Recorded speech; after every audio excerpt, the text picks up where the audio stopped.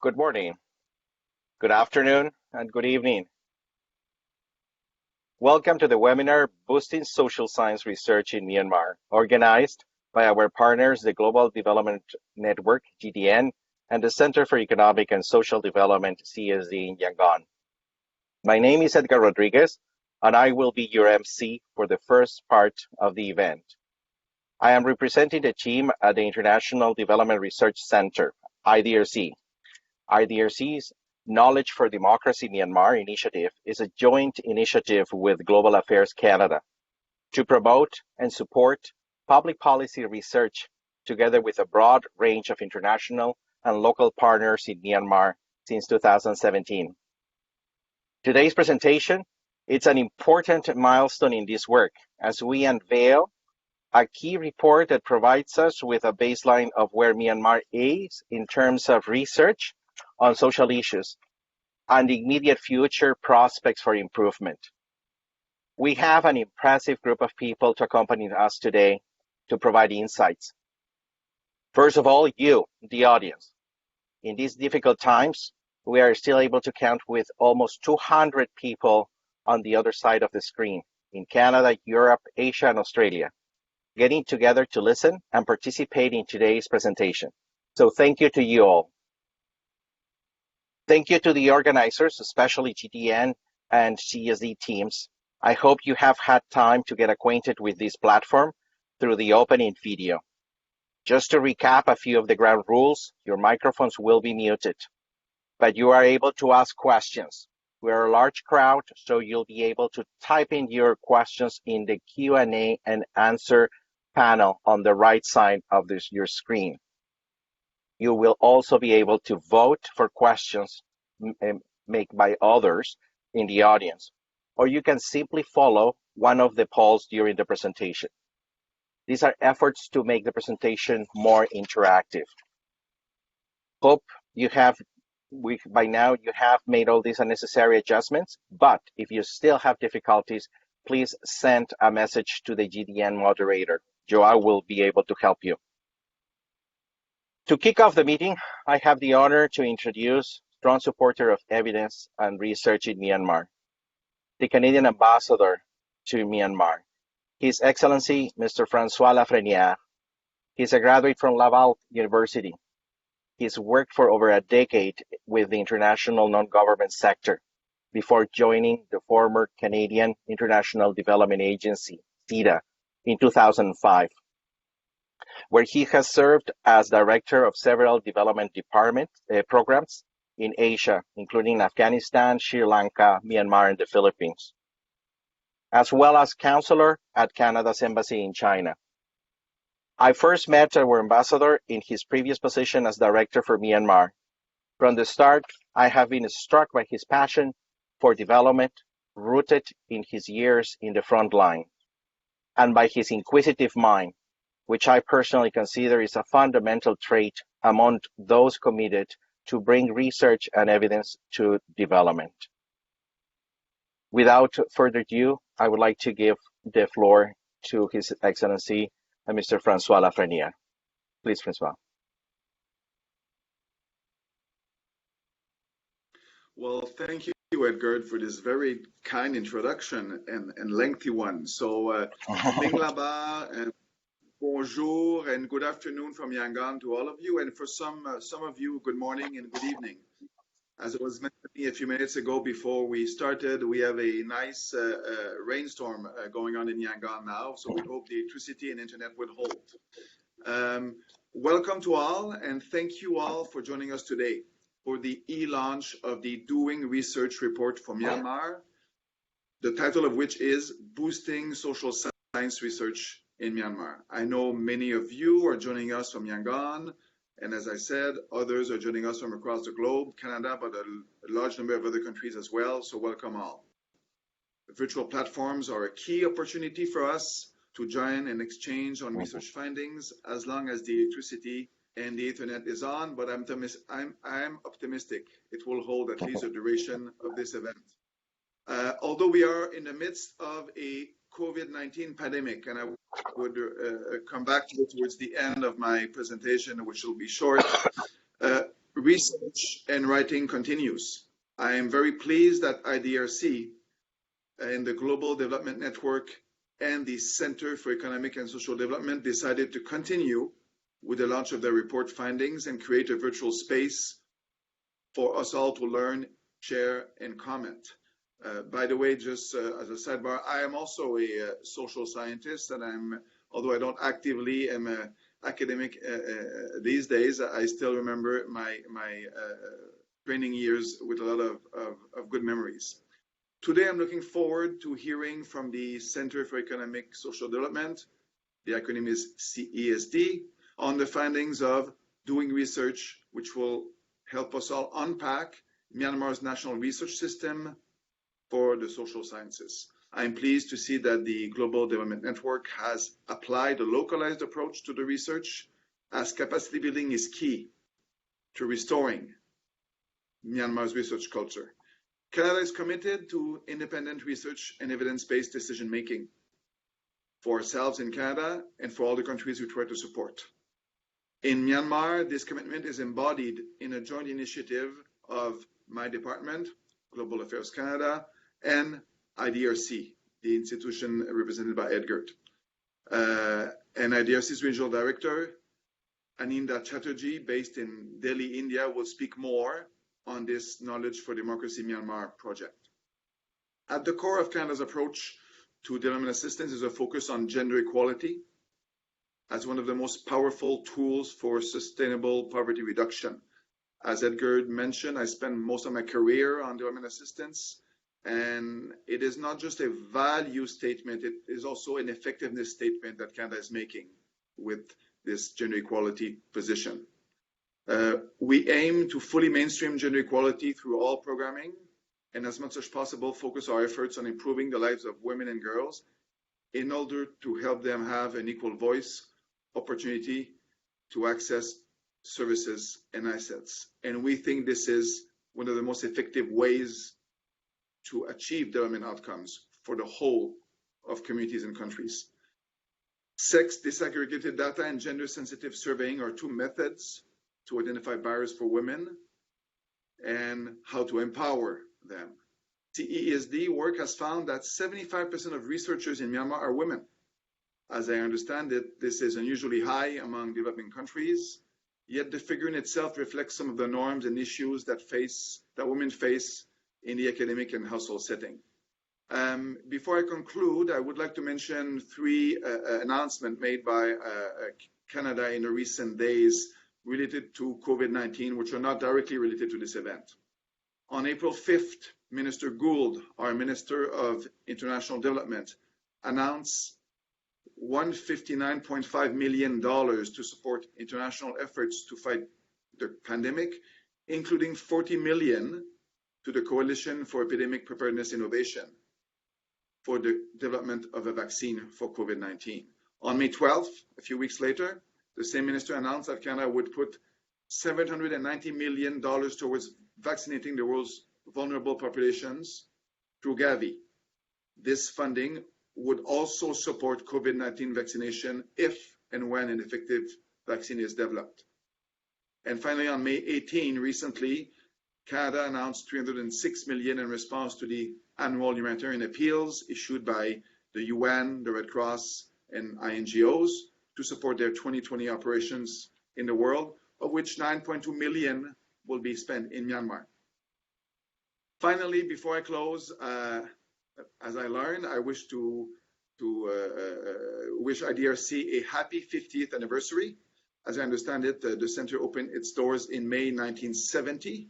I've worked several times in my career with IDRC, and I always appreciate their their work that complements well the regular development assistance programming that my department does. And this webinar and the launch of this report is an appropriate opportunity to applaud all of the research and researchers of all genders that Idrc has supported and enabled over the past 50 years. Sorry for the length of my speech. Thank you again for joining us today. Jesu Timade. Thank you so much, His Excellency, for your remarks, updates, and your best wishes. Now we'll be turning to our IDRC Asia Regional Director, Dr. Ania Chatterjee. He's a graduate of prestigious medical colleges in Kolkata and Delhi, India, and UCLA School of Public Health. Over the years, Dr. Chatterjee has provided leadership in global health, development, and research management. Before joining IDRC in 2008, Dr. Chatterjee worked with United Nations and was closely involved with several programs throughout Asia, including Myanmar. He's written extensively on numerous topics, including HIV/AIDS prevention.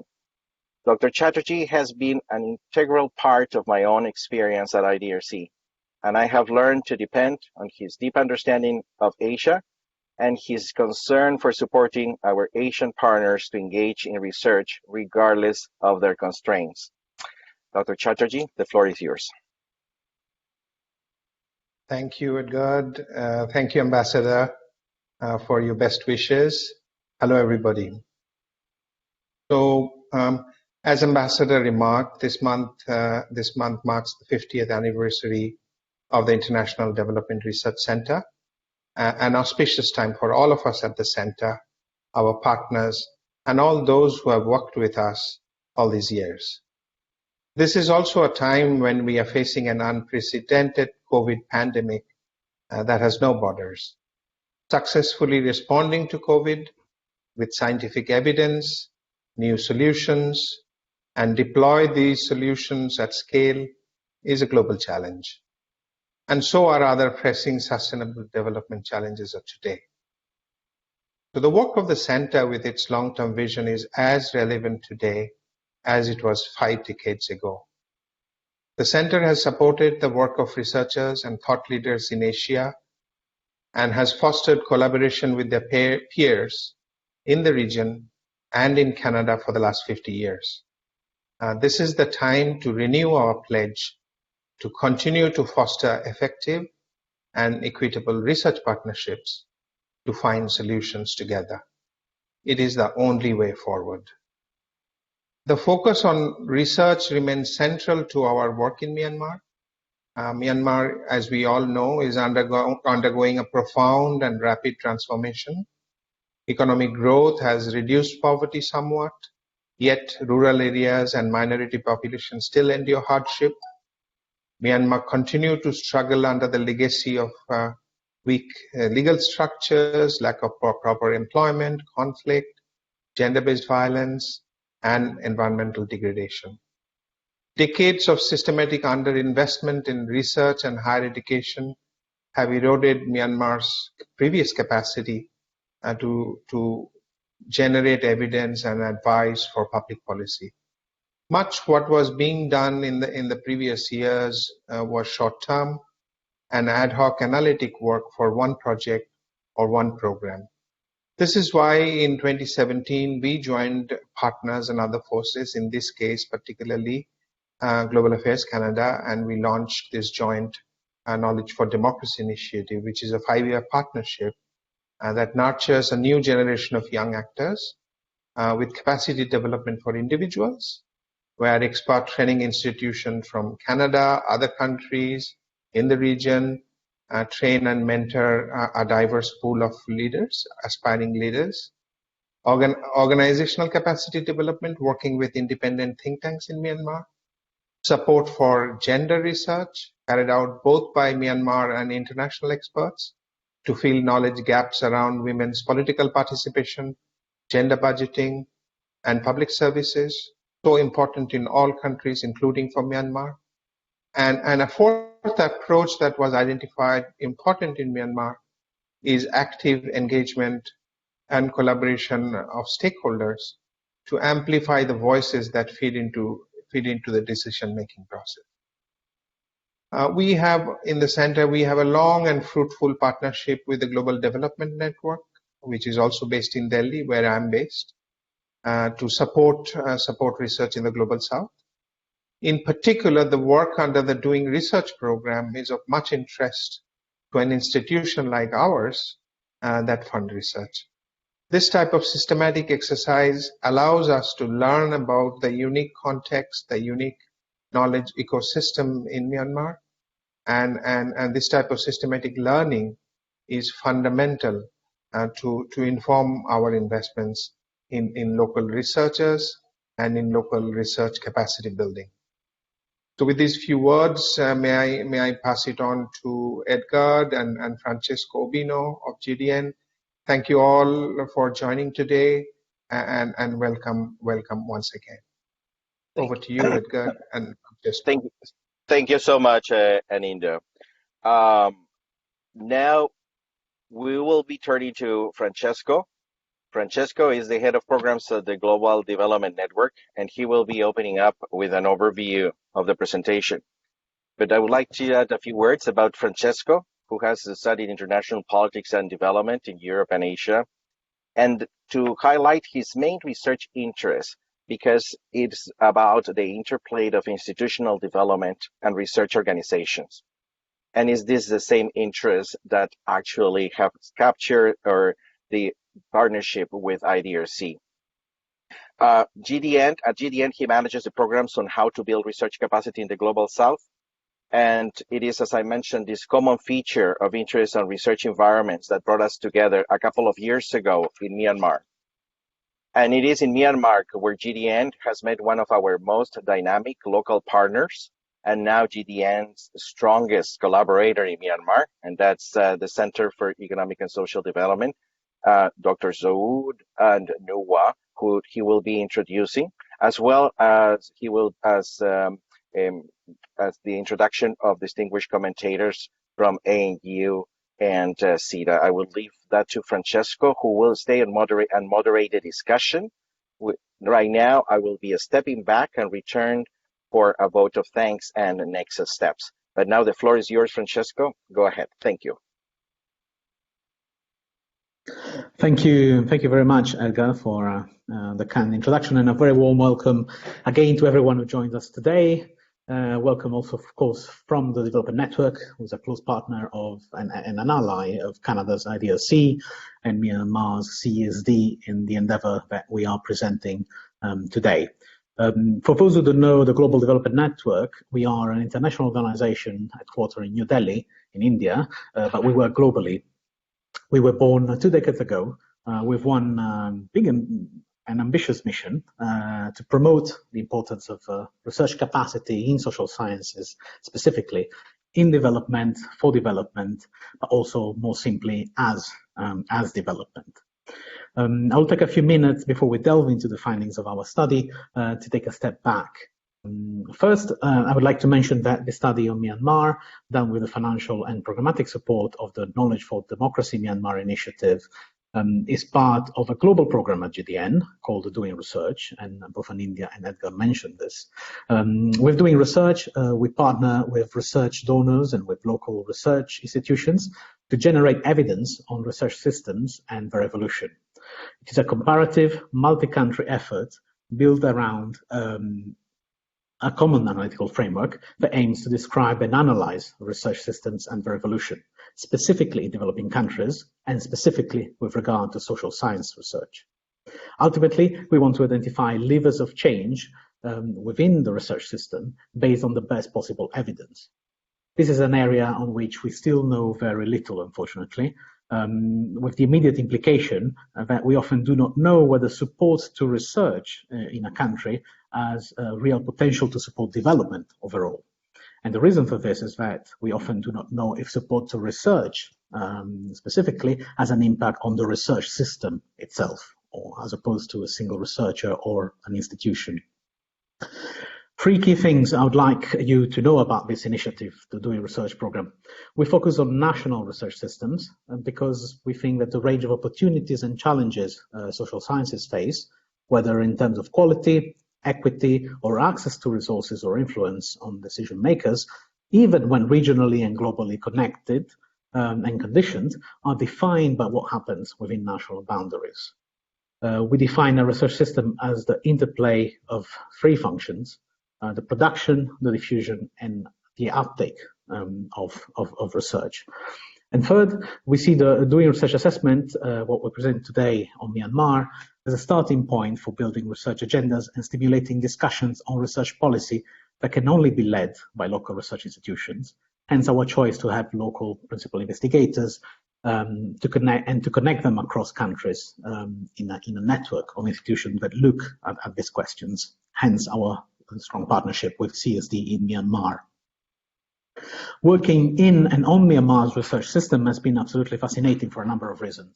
It is a country that ticks a lot of boxes in the list of fragile countries, least developed countries, and countries in transition out of military rule. Somehow these labels often automatically associated with the lack of research capacity to court, with more urgent issues making support to social sciences a niche or a luxury project in the eyes of some, and with lack of policy vision for research development. The study reverses these assumptions and tries to understand what capacity already exists, how it is distributed, and what hampers its contribution to addressing the country's urgent development challenges. Myanmar has 174 higher education institutions, along with an expanding think tank sector, and its research output is very limited compared to its neighbors. It is also a place where a great number of policy initiatives are underway, from discussions on the creation of a National Science Council to the introduction of ethics and research committees in every university. Some senior researchers mentioned to us that too much is happening too quickly, in fact, and without enough guidance, coordination, or details. So arguably, some of these initiatives are going much faster than what researchers themselves in Myanmar can follow. In a system that still doesn't have a single political science department, for example, and where research leadership is extremely rare still and is driven by individual interest rather than institutional incentives. Our most significant learning, perhaps, is that many of the concepts we use in the study, terms like research system itself, mentoring, ethics review, peer review, etc., are not familiar ones for all Myanmar researchers. Something we are discussing, obviously, for the Myanmar language translation of this report.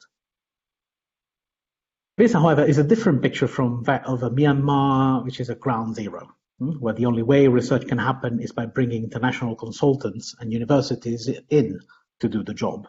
The current unprecedented flow of foreign aid funding is a huge opportunity in this sense, and the report calls for donors to think strategically about their own role, whether working directly on higher education reform or simply commissioning a piece of research to support a development initiative. We hope this report will help orient choices in ways that leave something behind in terms of boosting social research capacity, while working with government to leave no one behind and achieve the SDG agenda. I would like now to leave the floor to our colleagues from the Center for Economic and Social Development, CSD, in Yangon, who's one of the top think tanks in the country, who led the study and worked with us to adapt the methodology to the country context. We have today Nuwa Win, Senior Policy Coordinator at CSD, who will start, followed by Dr. Zou, CSD Executive Director, who will give us an overview of the findings and the implication of the study. Without further ado, I'd like to pass the floor to Nuwa. Please go ahead. Let's start with the presentation. Thank you very much. Thank you.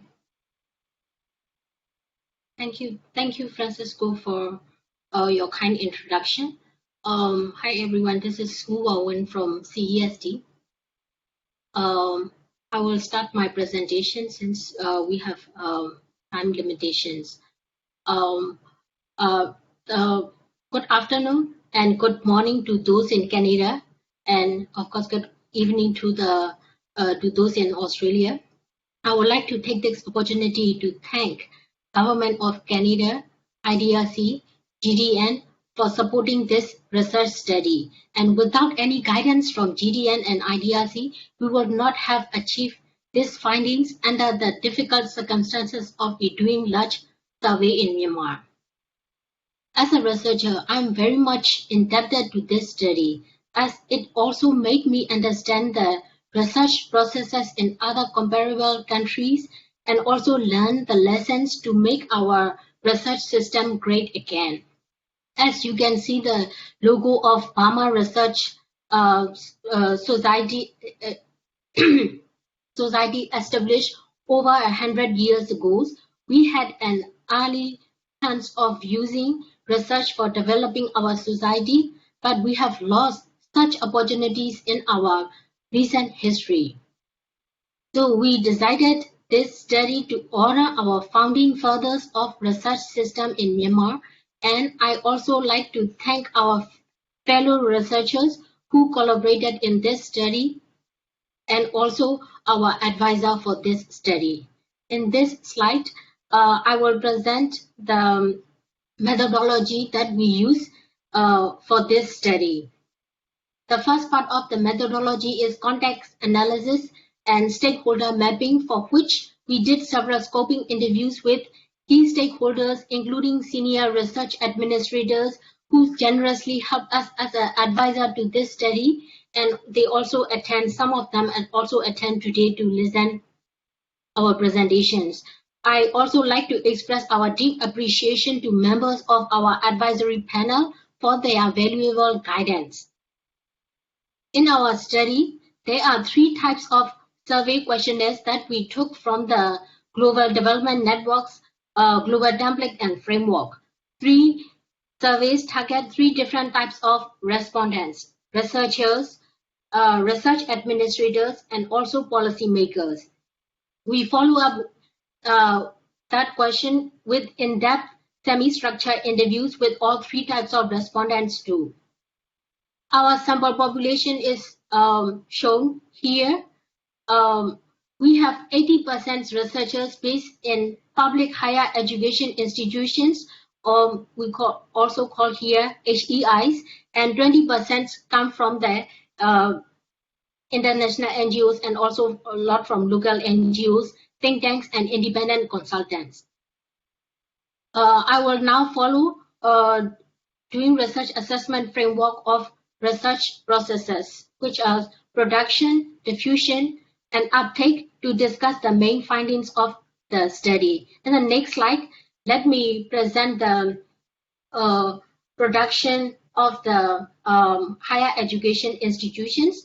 Since most of our researchers are also civil servants, they have to follow the administrative rules and duties. For instance, they have to rotate across higher education institutions nationwide. Then it is not easy for them to focus on their long-term research studies.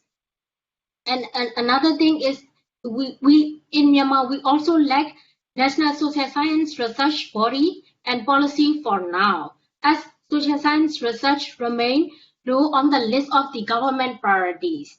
Recently, more stringent research budgetary control system for the higher education institutions also make academic researchers unable to conduct multi-year studies. And another fact is, researchers also find it difficult to access the official database and formal academic resources. That's as a think tank, we also face that official database situation too. So it's I also feel from my heart. And another findings that we find is our peer review culture is also not developed yet, and we need more capacity building for the higher education institutions researchers. In the next slide, it's another findings that we find from the non-academic higher education institutions.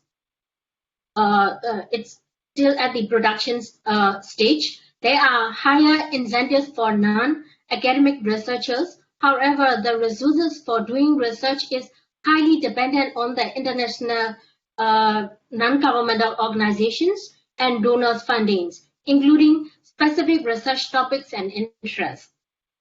These productions are, for the time being, project-based, So sometimes there is no sustained efforts to link up with the indigenous knowledge creations. That's what we found from the research for the production stage. In the next slide, let me go to the diffusion part. Our state of diffusion is rather weak. There is no critical mass and low diversity of the actors among higher education institutions and non-higher education institutions researchers. It's make very poor cross-sectional, cross-institutional disseminations. And another fact that we are still poor in research communication skills due to the absence of training, as well as some criminal prosecution under the newly developed law on ICT. It's adopted in 2013 under the section 66D. It provides restraining wrongfully, defaming, disturbing, causing undue influence or threatening any person using a telecommunications network. But in this state, there are some cases that, for example, journalists and some public who discuss the performance of the government can be sued under this law. So that's also another difficulty that we found regarding the diffusion of the research findings. And in next slide, let me go to the uptake part. In terms of the policy uptake, right now in the country, popular opinions supersedes the research evidence in policy discussions. For instance, Ministry of Education recently made major policy decisions based on Facebook response rather than evidence-based review or studies. The higher education institutions can no longer easily receive external funding assistance, so the link between research and policy uptake is easily missing. And another thing is, however, thanks to the COVID-19, the participations in multi-stakeholder forum through at here it's Zoom is popular. So let me give the example Zoom. Through Zoom meeting is promising. It is more accessible to some policy discussions. Just require that development partners may want to encourage the government counterparts to be more inclusive to these forums, particularly for the local researchers. So let me finish my presentation of the findings at here, and let me hand it over to Dr. Zou, our Executive Director, to conclude the presentations. Thank you. Yeah, the floor is yours.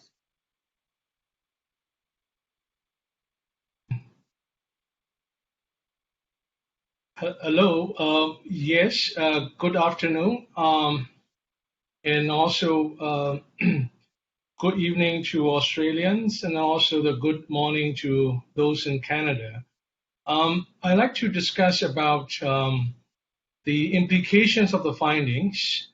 Of course, there are a lot of opportunities for the social science research system in Myanmar since 2016, after we have elected a popular democratic government. We have been receiving quite an increased flow of fundings to the country, which in a way lead to the renewed interest in the research systems. And in a way, it has also become a bit of an internationalization of our research systems, which has also discouraged a bit on the local ownership.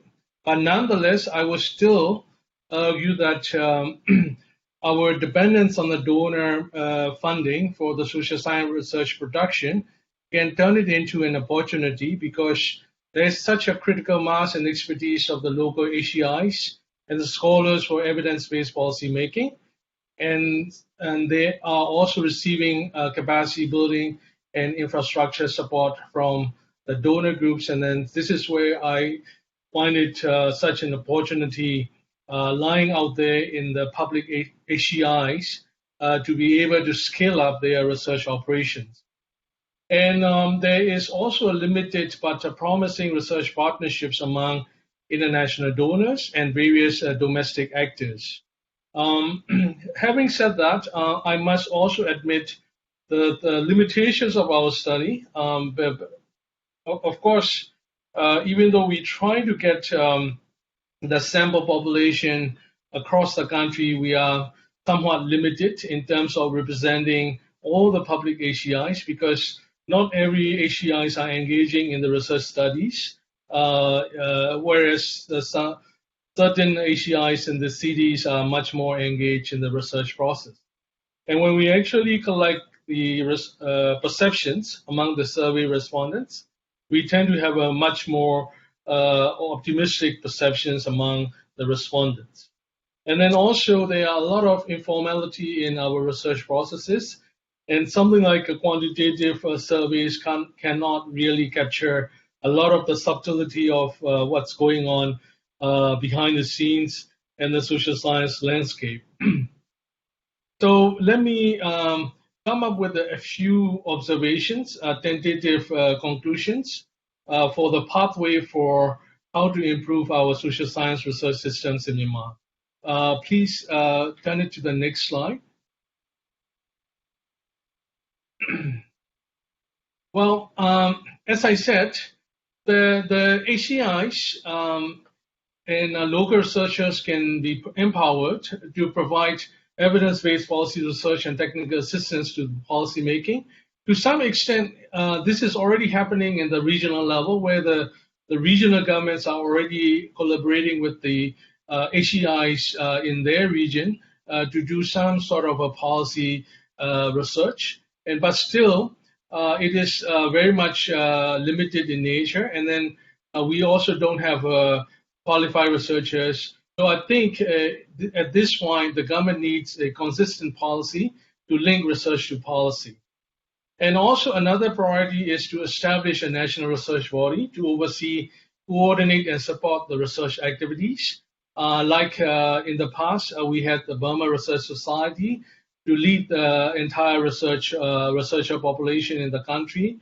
And in order to get to this institutionalization of the research system, I think we can better coordinate the international research funding flows into the country, and then the development partners can also encourage the collaboration between the HCIs, public research institutions, government bodies, and international NGOs and consulting agencies.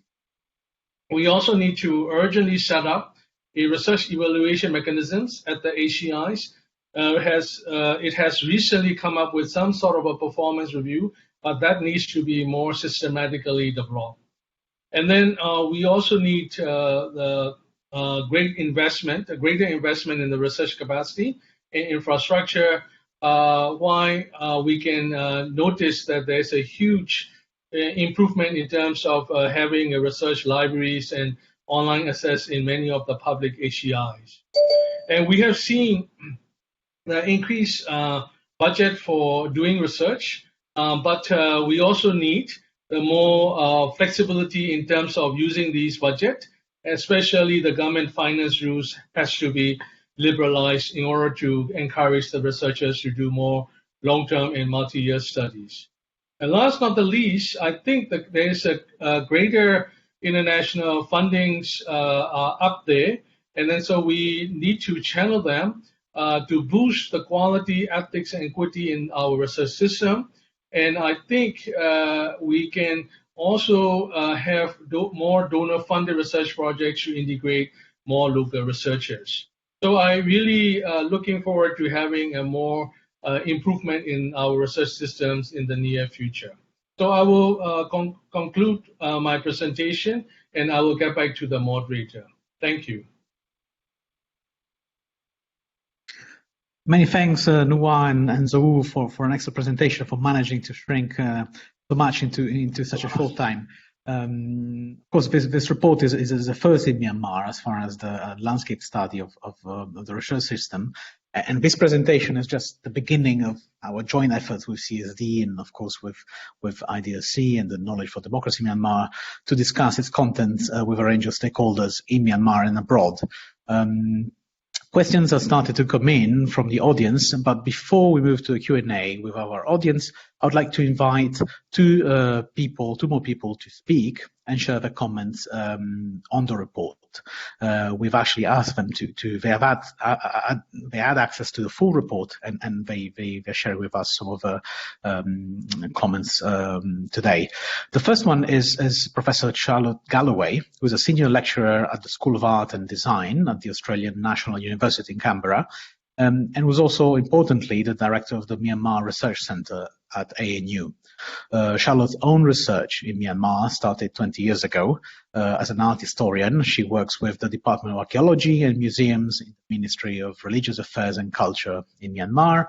She engages with the Ministry of Education through work with the University of Yangon, where she's involved with developing research capacity through workshops such as research supervision for staff, and also ground-level research writing skills for academics. She has carried out a number of research projects in Myanmar for her own research and for international agencies, and she's very familiar with the issues that can be found along the way of a research effort.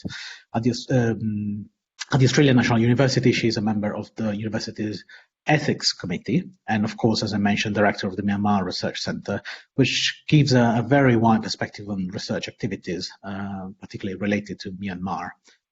She has been a very close ally in this effort, including in a role as an advisor to GDN and CSD over the last 18 months over the specific piece of work.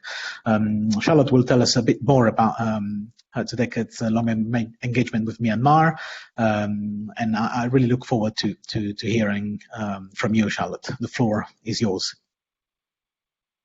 Thank you. Thank you very much, Francesco. And I think your introduction is probably almost as long as some of my remarks. But no, thank you very much for that, and for inviting me to participate. And it is indeed a genuine pleasure.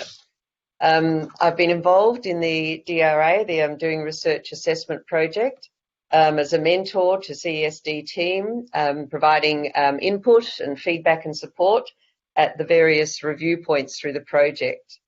And I'd like to start by congratulating all of those concerned who have now seen the project through to this final phase of its completion, as it's certainly been quite an effort along the way. The focus of my remarks today relate primarily to research findings that have come out of the report due to the relating to the tertiary sector in Myanmar, and also some comments about the DRA project itself. I mean, seeing the changes that have occurred in Myanmar, especially in the last decade, and I have to say, I mean, when I first started my own research in Myanmar, situation was very, very different. We had very little engagement necessarily with bureaucracy and so on. And fortunately, at that stage, being involved in more historical research, in some ways had more freedom to get on and do my research. But certainly over the last decade, I'd like to first make note of the increasing numbers of Myanmar nationals who are engaged in INGO and NGO research in Myanmar. Though as the DRA findings note, most who find employment in these agencies have actually trained overseas. Rarely do we find locally trained university graduates employed within non-government entities as project leads. And, you know, we have to ask ourselves why. And the outcomes of the DRA, in my view, make this quite clear. And the research capabilities of tertiary institutions are very low, not only from a methodological skills point of view, but also in the context of university rules and regulations that do little or indeed inhibit tertiary and private sector engagement. In addition, access to facilities such as IT systems for large-scale survey analysis is also hard to come by. And from this perspective, STEM research is particularly disadvantaged due to the lack of contemporary equipment, which of course is very expensive. And unfortunately, even though the government has made commitments to developing research, I think, unfortunately, in the economic aftermath of COVID-19, funding is going to be more difficult to come by locally. A significant highlight of the DRA is the lack of direct government tertiary sector interactions regarding research.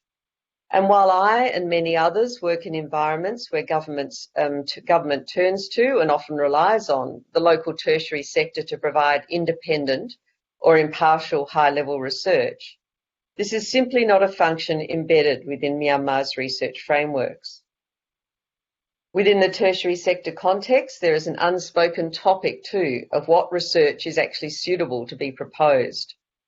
And these are what I would call sensitive issues. I've certainly had it brought to my attention at various times what issues can and cannot be discussed. And these sensitive issues can be perceived or real. However, either way, the environment is indicative of the significant trust building that still needs to be done to enable critical and open debate and research within the tertiary sector.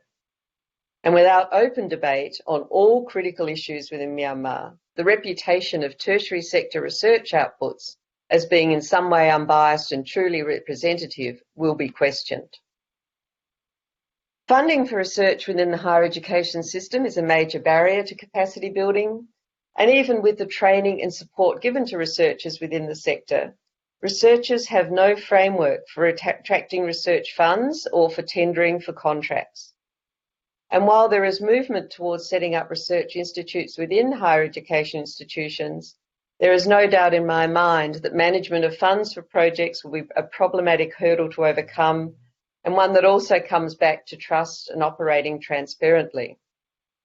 The absence of defined ethical research guidelines and policies is also problematic, especially when considering international research collaborations. But I do acknowledge that this is actually being addressed currently. And more broadly, though, there are aspects to doing research in Myanmar that are particularly challenging. First, it always takes longer than you think. And perhaps this is the question or the type of information that is difficult to ask or collect in a survey, and something that Zor-U sort of alluded to in his summary. If we look at social science research in typical modern universities, there's a clear process for developing the concept, gaining ethics approval, undertaking research, and delivering outcomes. Though I do acknowledge our own often painful administrative hurdles in our universities. In Myanmar, there are other steps that are perhaps hidden in the process. In undertaking this project, there were the vague, unspecified delays, which at the time could be seen as puzzling and sometimes frustrating. However, within the Myanmar context, there is rarely a direct step between project approval and the implementation of the research itself. Rather, there is quite a lot of high-level, behind-the-scenes work that goes on before the business of research can occur.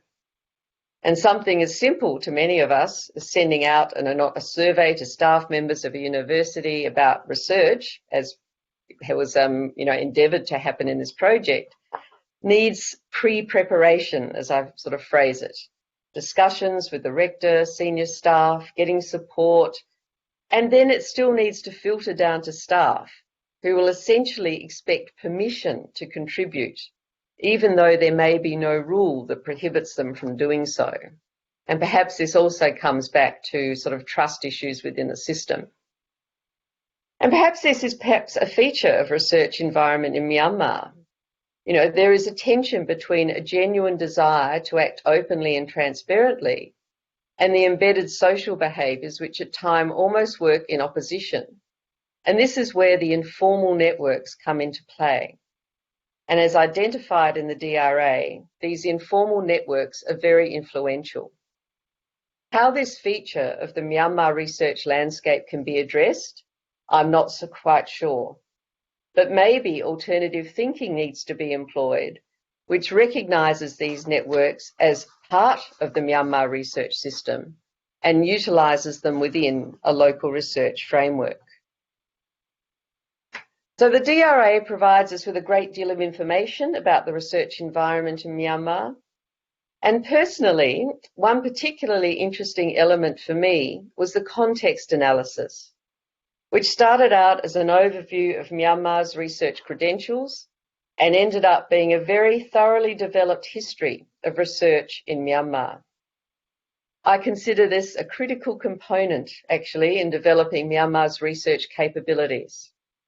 As an historian, I can only reiterate that knowing about the past helps us understand the present.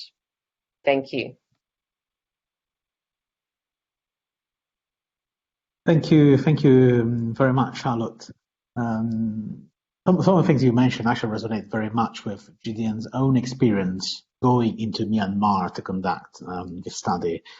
And I had particularly the very important need to acknowledge and address informality in the way we understand research systems and try to inform the revolution, something that is easily completely missed when the analysis of a system is done either from the outside or relying on completely exclusively on quantitative indicators.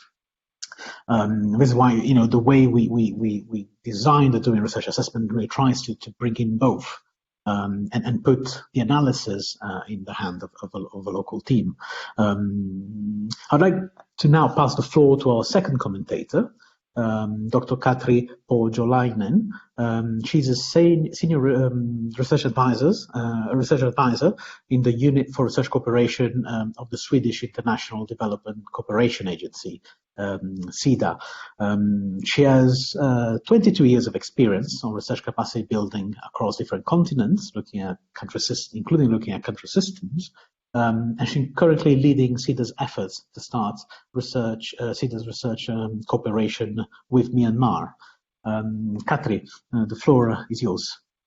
Thank you. Thank you very much, Francesco. Good afternoon, everyone, from Stockholm. First of all, I would like to thank the organizers for the invitation to be a discussant for this study. It's very important, and I have read it with great interest. Myanmar is new to the SIDA Research Cooperation Unit, as it is to me. I have used the opportunity to be a donor discussant by turning to my SIDA experience, looking at countries building sustainable knowledge systems. I'll focus on 4 areas: the context, ownership, a systems approach, and donor engagement. Like the previous speaker said, the study gives a rich context analysis, a complex reality. Reading these developments as intertwined and recognizing the compounded situation requires knowledge and effort, but I believe safeguards against the one-size-fits-all methodology in finding solutions. But one matter remains for all contexts. Each country needs its own experts, its own problem formulations, and its own knowledge production, which together forms an intellectual autonomy. Countries need to train a critical mass of independently thinking researchers, or as a Ugandan professor told me when I was living there, growing your own timber. Myanmar has many researchers, but there are issues. The social sciences are weak, most funding going to the STEM disciplines. In general, research production is low, we can read in the study. Yet, directly transferring results and methods from other contexts is most often not successful. There are many examples of this, and with many external consultants, as noted in the study, this can be a risk. Local knowledge production is key, also as it's needed in teaching. Research and teaching forms a link, fortifying each other. This link I missed in the study. It's also critically important that the trained scholars have an environment in which to operate. Labs and libraries need to be equipped. Time for research and outlets for dissemination are key for long-term sustainable research environments. This is brought up in the study, noting that the research culture is generally low. A significant experience in working with research collaboration has been the link between institutional support and support for graduate training. Two legs. The one cannot function without the other. Graduate training and institution building are part of one single effort. Stipends are great for the individual capacity, but leaves the institution out. What about ownership? The report notes a lack of local ownership over the research agenda. Much research is driven by donors and their geopolitical concerns. There is little representation of local scientists in expanding platforms. The issue of ownership is complex and could benefit from more of an unpacking in the study, in my view. To own decision-making on agenda setting, research priorities and policies is also to own the problems and hurdles that continuously arise. At each decision, there are choices, and actors have diverse ideas and goals. Not all actors choose to be transparent. Decisions are valued differently. Whose autonomy is at stake? And in relation to what? Ownership is inherently difficult and creates tension. Ownership is a long-term process and it requires capacity. It is not an end, it is a means, a process. It's constantly in flux, based on circumstances, and has to be forged every day. So ownership requires training and co-players, all in a context of a system, which is my next area. One of the key messages of the study is that governance for doing research needs to be developed and institutionalized. This is essential. The success of a higher education system depends much on how the system is articulated within the broader social, economic, and cultural framework of each country. The national research system in Myanmar is described as fragmented, which makes it vulnerable to donor agendas, as the study clearly notes. Another risk is duplication of teaching programs influenced by costs, rather than a comprehensive national higher education policy. The how is important. How to create institutional mechanisms to foster policy coordination in a system between higher education and economic planning, for example, avoiding funding inconsistencies.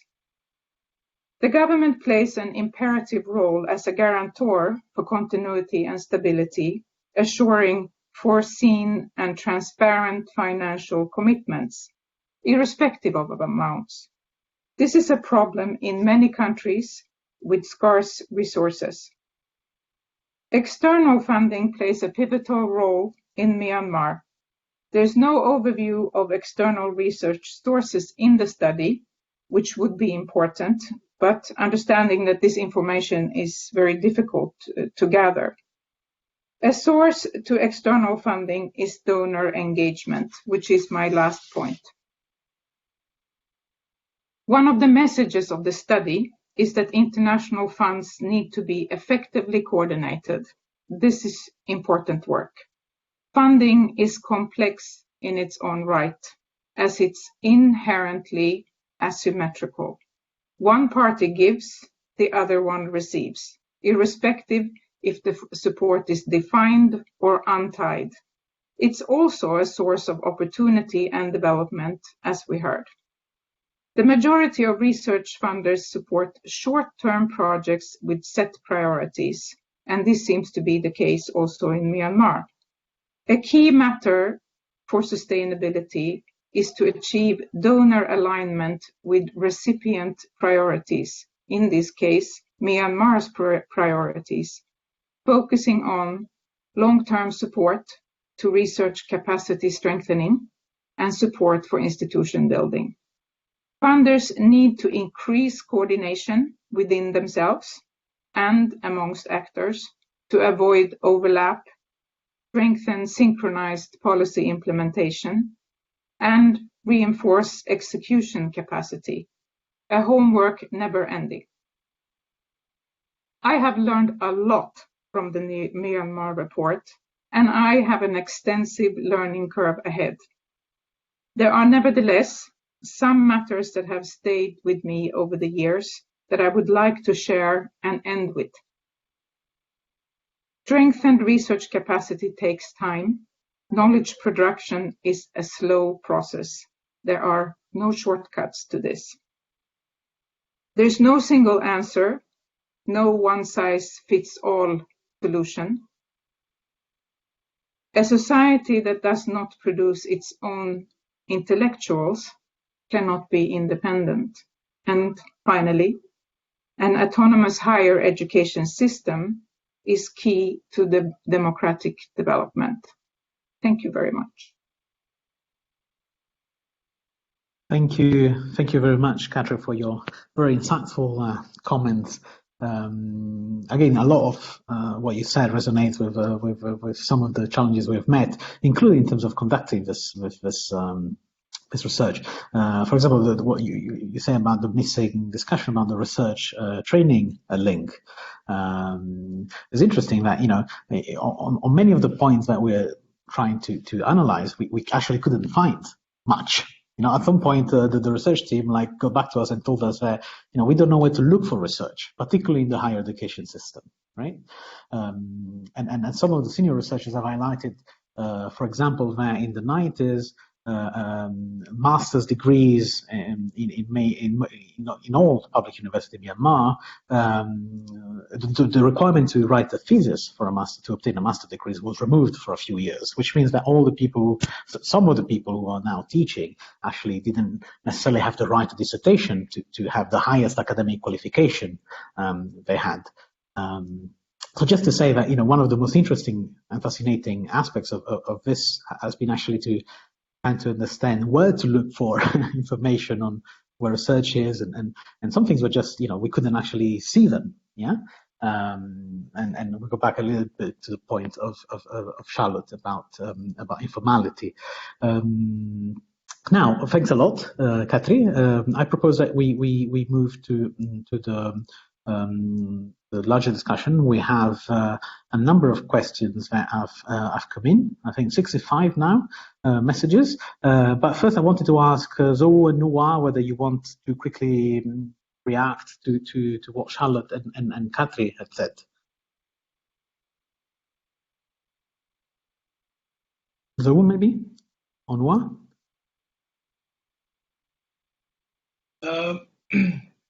I'm sorry, I missed some part of Charlotte discussions, but I was able to listen more to Katri's point.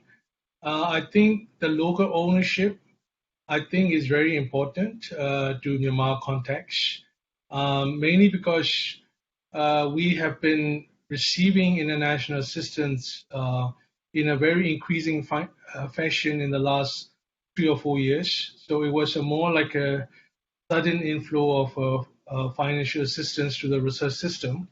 And our system in Myanmar is still not yet capable of absorbing many of these funding. So I think this is how part of the reason is that international organizations tend to utilize the consultants and international NGOs to do the research for their quick analysis and project requirements. So maybe I think this is where, whereas we are talking about the local ownership, I think there's also a need for capacity building. And so I think this is where we are very much hopeful that some of the the funders like, the Idrc, and of course, I know for sure that CEDA in the past has also funded quite a multi-year large-scale studies related to Myanmar. And so with all these development partners who understood and also appreciated the kind of a research system, we would like to encourage all other development partners to follow suit on this. And then so I think there's a room for better coordination among the international donors to focus on building the research system, especially the local capacity. And also the system also involves a lot of other software as part of the system. You need ethics, you need the quality, and then also you need some inclusivity of the system. So I think I'm quite positive that that will happen down the road.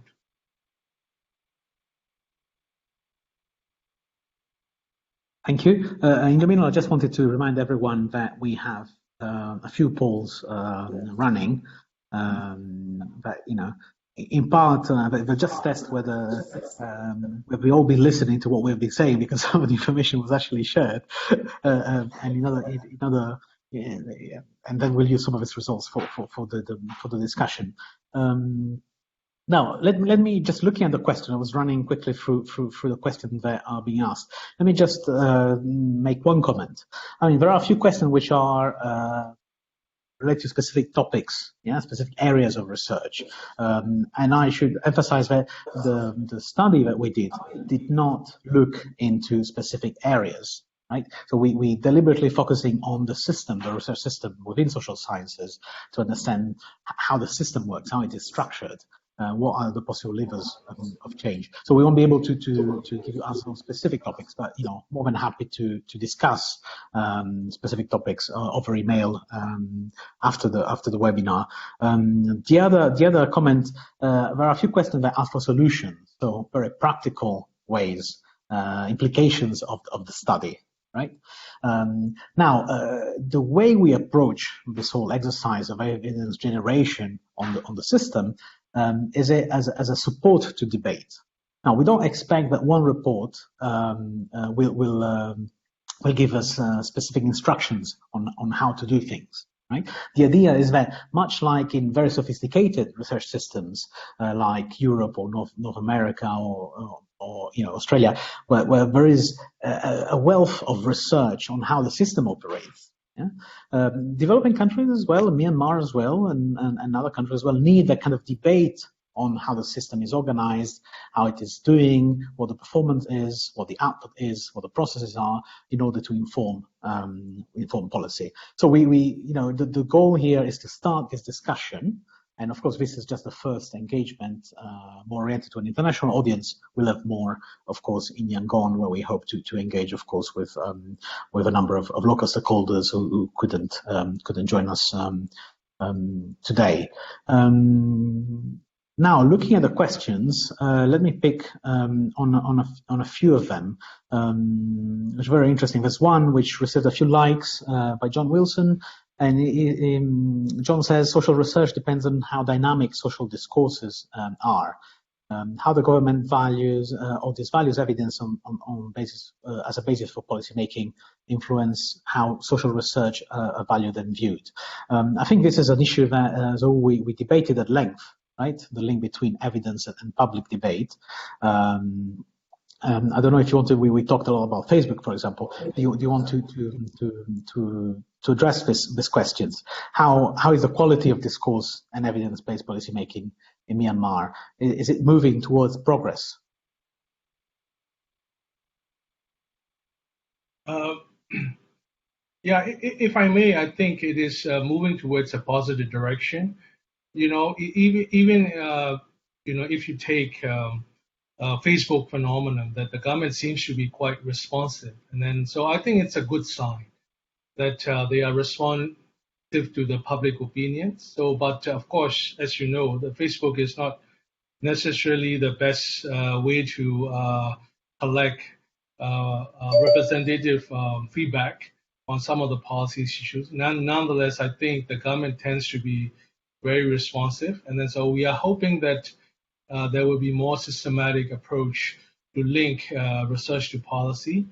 And in my another response to one of the questions, and then I think one question was about whether there are any sort of consultations happening between the policymakers, researchers, and civil society? I say yes, it is already happening, but it's all happening in Naypyidaw. It means that most of these consultations are being organized and led by the policymakers. So in a way, whenever the policymakers find it necessary to consult the researchers and civil society, it is already happening. But my take on this is that it would be much better if the academia and civil society can also raise certain issues, and if they can also conduct evidence and try to advocate the policies to the government.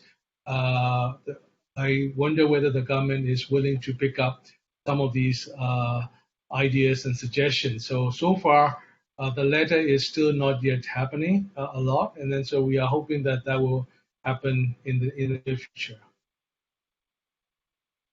Back to you, Francisco. Yes. There's one question from Nick from Canada, and he asks, do you have any recommendations for how to ensure the independence and autonomy of a national research body? And we do have a question in the polls about whether the country, whether Myanmar as a research council today, and we have 4 votes for yes and 28 votes for no, so 87% for no. Now, interestingly, this is interesting because it was one of the questions we had in our survey. Now, of course, the short answer is that Myanmar doesn't have a research council today. Yeah, of course, there are discussions on how to on setting up one, but as of today, there is no research council. But interestingly, we got respondents, so people who are interviewed as either research producers or research or employed in the research diffusion and communication or in Uptake. They actually responded that Myanmar does have a research body. So I think there's also some work to be done in terms of clarifying what the function of a research body would be, and what role it would play. So this is just to highlight the fact that also within the research landscape of Myanmar, there are people who think that there is already a research council, but there is no research council at the moment. So any comment on this? There are discussions, right, at the level of one more thing. I mean, the piece of information we got a lot is that there is confusion between who is playing that role, even if there is no body as such now. And there are multiple bodies that are actually looking at the development of research. As I mentioned in the beginning, there's at least 3.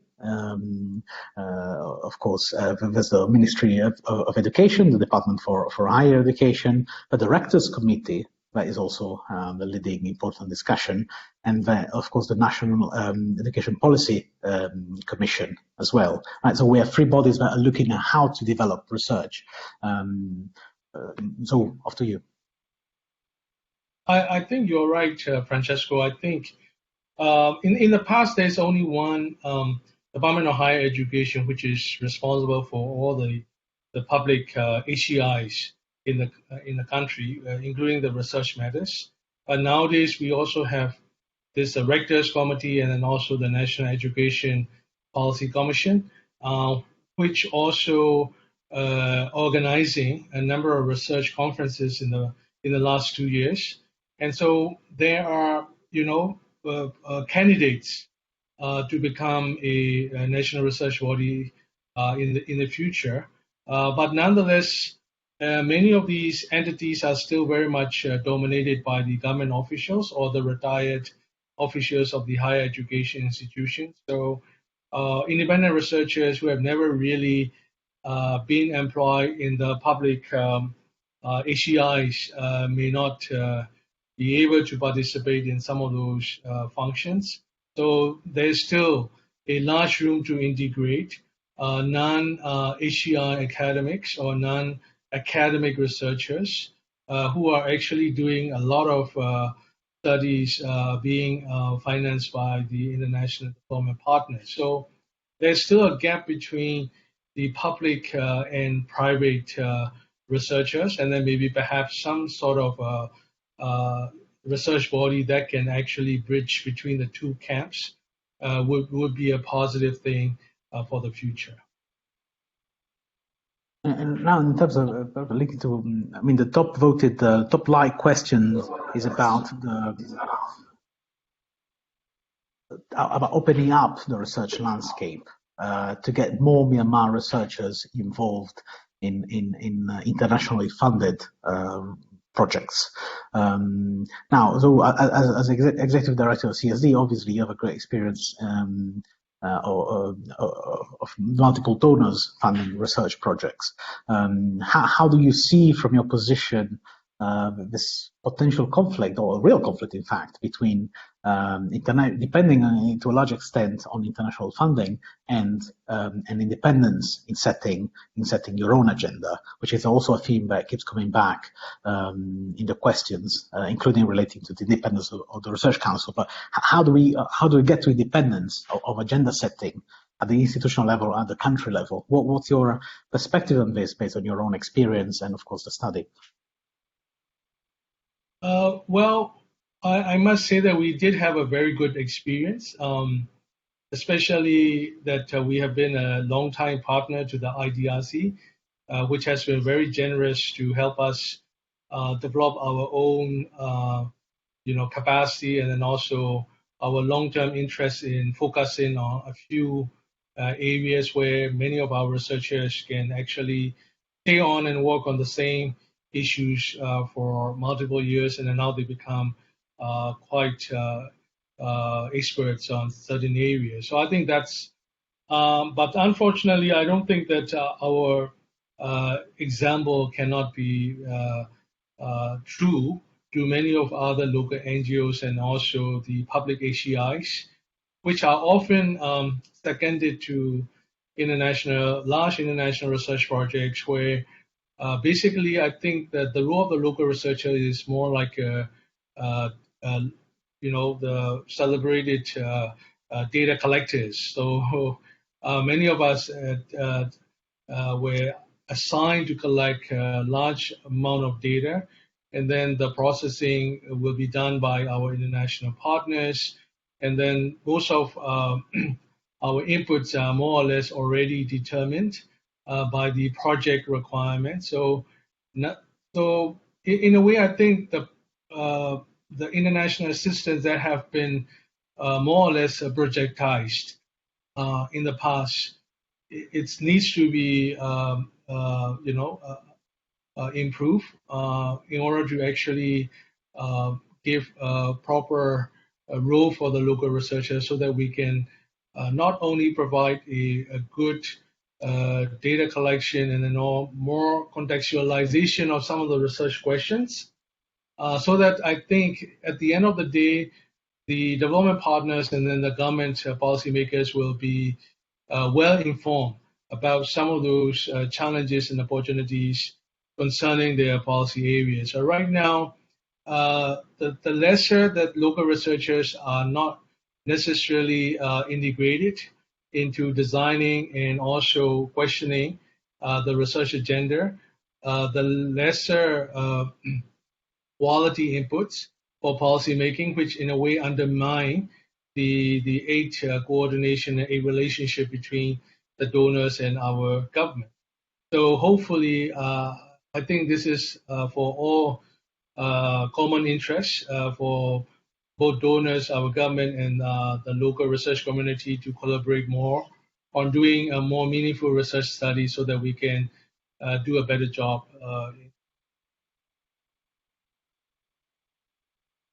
Thanks a lot. So now I think we have time for a couple of more questions before I pass the floor to Edgar for the conclusions. And one, I think, I'm picking two, one which is a bit about the past and one which is more about your future. There's one question from John about what happened to the Burma Research Society, yeah, and whether that kind of golden age, right, when Myanmar was actually a hub of social sciences in the region, can inform discussions and can even be useful to give shape to new initiatives. So this is one question about the past. What can we learn from the not the so recent past, but what happened before when things seem to go very well for Myanmar? Second question is about the future. So within a span of 3 years, given we can predict fairly accurately that the funding flows to Myanmar will keep coming, at least in the short and medium term. What are 3 things in the next few years that we could do, that donors could do, or that could happen in order to strengthen the research system, particularly for social sciences in Myanmar?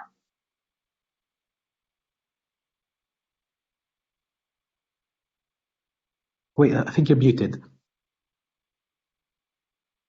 Yeah, go ahead. Thank you, Francisco. I really thank you for raising this question.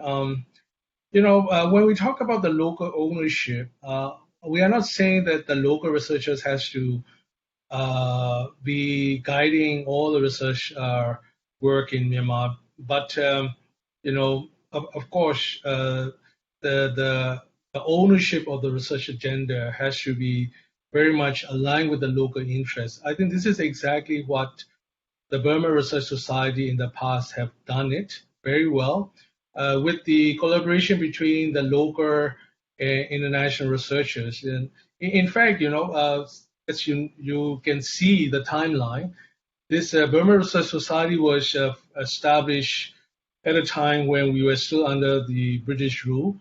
But nonetheless, I think the researchers who actually collaborated with the BRS in the past did very well with the founders of the society. In fact, Professor Vanderbilt was the founder, and he has been quite a very important link between our local researchers and very well-known international researchers in the past. And this is where our research system has thrived at a time when many of our neighboring countries haven't really got into that level of collaboration. Unfortunately, under the socialist era, I think sometime around 1980s, Burma Research Society was dissolved, and since then we never had any sort of a research body until now. And hopefully, I think this our past example of a very positive collaboration between the international and local researchers that can be revived, and then now hopefully we can have a much more vibrant and independent research body in the future.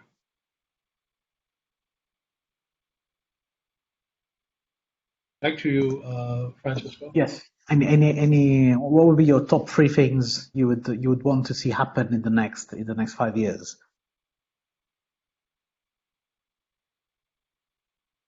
I would say that there's already some sort of a roadmap identified in what we call the National Education Sector Policy, NESP, which was actually born out of the 4 years of very in-depth research work done under the leadership of the previous government, and then also with the aid from Australia, as far as I remember, and also maybe I think CEDA was also involved, and the UNICEF and UNESCO also chip in a lot. So I think that document has a lot of emphasis on research system building, but nonetheless, of course, the Ministry of Education has to deal with a lot of priorities in the recent years, and then now with the COVID-19, they have been focusing more on how to reduce the disruption in the system. And unfortunately, I think the research agenda priority is giving to the lesser priority. And then I do hope that this is where I think international partners can pick up where we stop, and then maybe they can actually support many of these initiatives already outlined and agreed by development partners in our government in building up a research system for higher education. Thank you.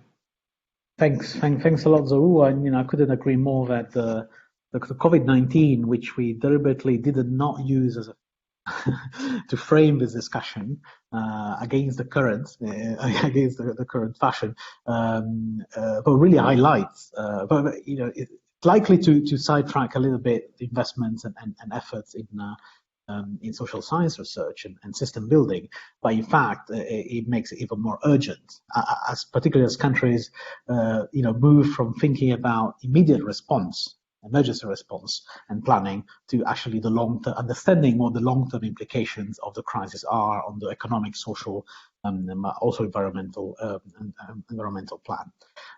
Thank you a lot, Zaru. Thank you, everyone. Of course, Katri and Charlotte. I'll now pass the floor back to Edgard for a few concluding remarks and an announcement. Thank you very much to everyone.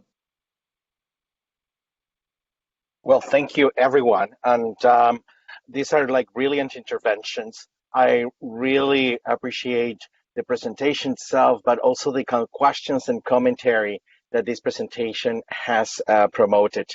So all in all, I mean, I won't attempt to summarize what has been said, but I just want to go through some of the next steps that we have ahead of us. But I joined Francesco in mentioning how thankful we are for these brilliant insights. If we had a feature in this platform to clap, some sort of fake clapping, or from the audience, I would put it on. But from Ottawa, thank you so much to everyone. And I'm sure that I'm not alone in joining the audience in thanking all the presenters, all the people who have asked questions and who have been participating in the polls and exchanging messages on the event chat. Thank you so much. I hope that you have all learned in one way or the other more about the landscape of research in Myanmar, and that you're finding already ideas about how to boost the investment that we should be making in the social sciences in Myanmar. I would like to go through some of the next steps very briefly in the last 2 minutes of this this event. And one is to remind you that there will be a post-event survey, because we want to hear from you. So you will be receiving a link after this webinar. And this is one important way for us to improve the online communications. We also want to mention that a recording of this 90-minute webinar will be made available immediately after this presentation. But also in June, we're going to be working on a podcast that will summarize the webinar and present it in a very compact way. And this will be done by our partners, the Asia Research News. And it will be available to all of you together with the full report that will be posted in the GDN website. The executive summary of the report is already available to you in both English and Myanmar. It was in the invitation. If anybody has not found it yet, please let us know. In the following weeks, GDN will hold similar webinars like this one for the remaining 3 case studies in their plans. That is Bolivia, Indonesia, and Nigeria. I saw many of our Nigerian colleagues join in this event today. A couple of news from our partners. Swedish International Development Agency, SIDA, will be engaging more in Myanmar in a post-COVID period. They are planning to continue their efforts of engaging in support for higher education. So stay tuned for that. They started this in November 2019, and they will continue as soon as the conditions allow, and they will be coordinating with other interested parties such as Canada. We also have the Australian National University has the Myanmar Research Center that is led by Charlotte, and they will be planning events in 2021. So stay tuned for news about the Myanmar update that is coming up. Finally, from our initiative, we are going to be releasing a July newsletter that will provide an overview of how partners of the initiative are coping or supporting policy responses in a time of COVID. This newsletter is called Inclusive Myanmar, and some of you in the audience have shown interest on talking about your own initiatives, your own work, and your own network. So please contact us to disseminate even further this interest in Myanmar. At Idrc, we'll remain engaged online. We have small groups discussions on political developments in Myanmar in the month of June. We'll have Tuesday gatherings. We'll be inviting some of you who are interested. And we hope that you'll remain engaged for any other further notice on events related to Myanmar, such as the Chiang Mai Universities Conference on the International Burma-Myanmar Studies that will take place in March 2021. So without further ado, thank you so much to all of you. Have a good morning, good afternoon, and good evening. Thank you so much. Bye-bye.